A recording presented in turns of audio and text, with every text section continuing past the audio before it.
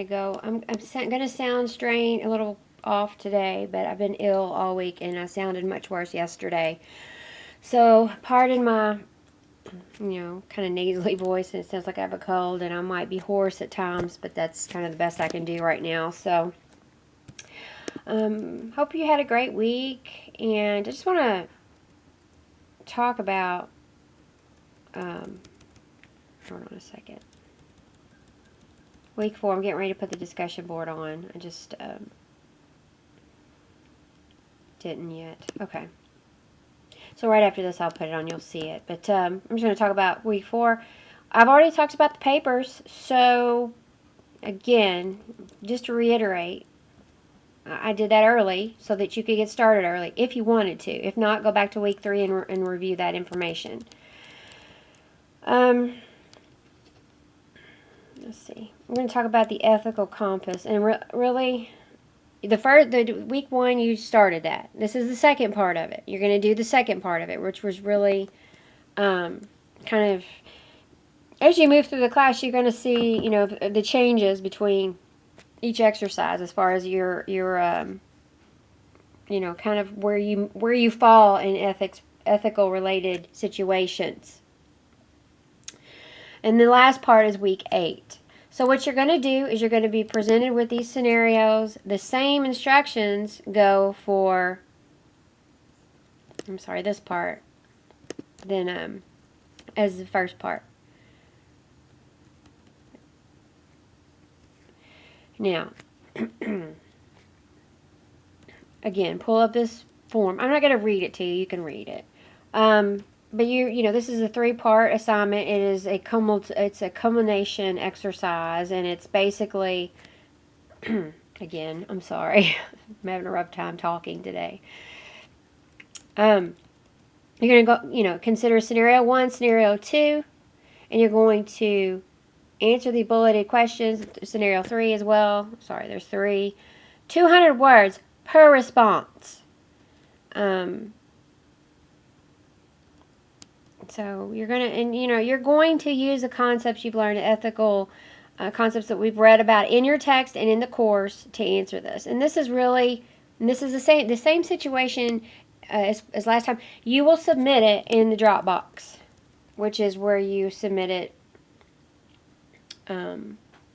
The submit assignment button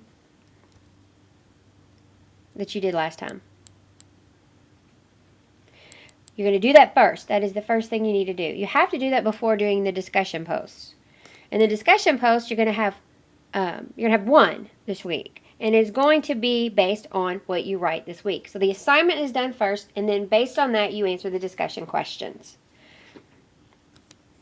And really, you're going to compare what your experience was this week writing it, your ethical compass activity, versus week 1. So you're seeing if there's been any changes in some of your, ethical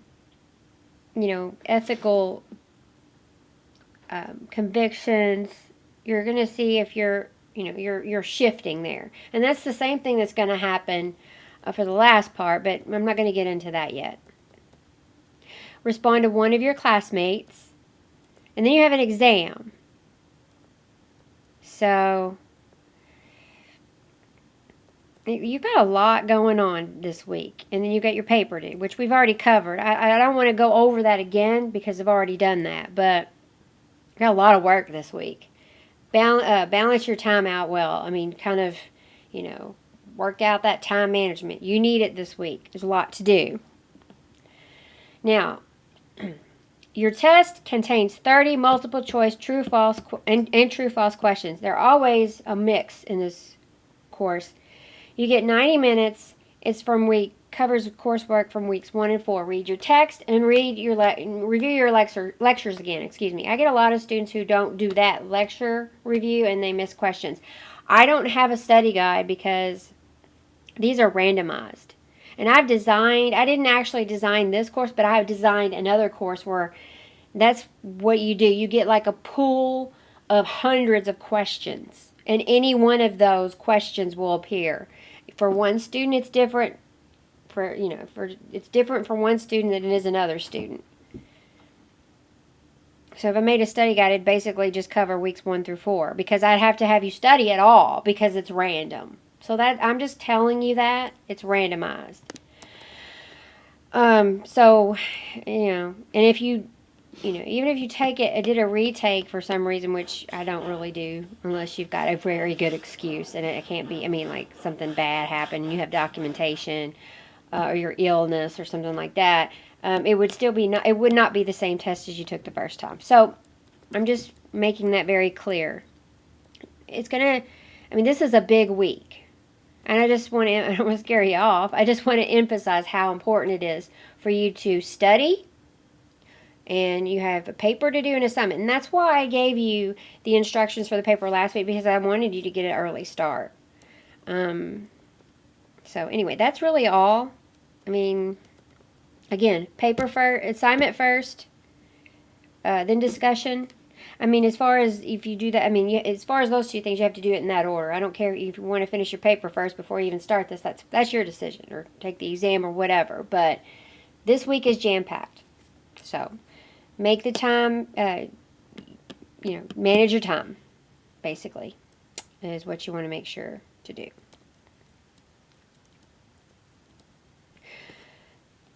I'm sorry, I am probably annoying you to death with that. So anyway, the throat clearing. So that's all. If you have any questions or concerns, let me just tell you. My contact information is in the course. Use it this week. In other words, email me, call me, text me. You'll get the fastest response if you text me. Because I am running around all the time, in and out. I work very late at night most of the time. That's when it's quiet around here. And it is easier to get a hold of me during the day in a text. Let me know who you are and what class you're in, because I teach at several different schools. So I'll be happy to assist you. I will do my best to answer your question. If I am out somewhere right away, I will do my best to give you something.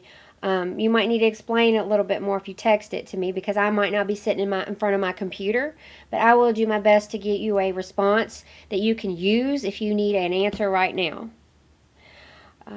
I try to get back with people in the same day if I can. If you email me, it's harder to get back with you quicker, because you might email me in the morning and I might not get on until late at night. Or around at 9 or 10 o'clock or something, depending on what I have to do. So I'm just letting you know that, because I do want you to contact me and not be shy this week. These are important assignments. I want you to pass my class. I really want you to do well. And so, when you get stuck on something, I don't really want you to sit there and have to wait. So again, get my number and text me. Go to the announcement board or the class news at the beginning and get make sure you have my number handy. That's really all. I look forward to a good week, interesting week on the discussion board. I kind of want to hear about, how you feel you've changed over the course so far, based on what you've learned about the different types of ethical concepts that we've talked about, and the different, theorists that we've discussed in the past few weeks on those things. Libertarianism and things like that, utilitarianism and all those things, which are really, like I said, I don't know if you find this class really interesting, but I do, and I know there's a lot of different views, so just make sure when you're on the discussion board to keep it respectful and keep it, kind of worded to where, what your opinion is, but don't kind of be pushy about your opinion to other students. That's very important. I don't want to see that, because that can really cause problems and offend people. We don't really want to do that, but we can say, I believe so and so and so. You can't, argue with that, and you shouldn't be able to offend anyone with that, because you're saying what your beliefs are personally, which everyone has a right to. So, just bear that in mind when posting. Again, any questions and concerns, let me know, and let's have a great week.